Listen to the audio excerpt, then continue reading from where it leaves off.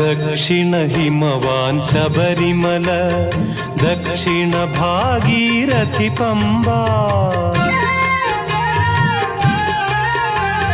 Dakshina Himavan Sabarimala, Dakshina Bhagirathi Pamba.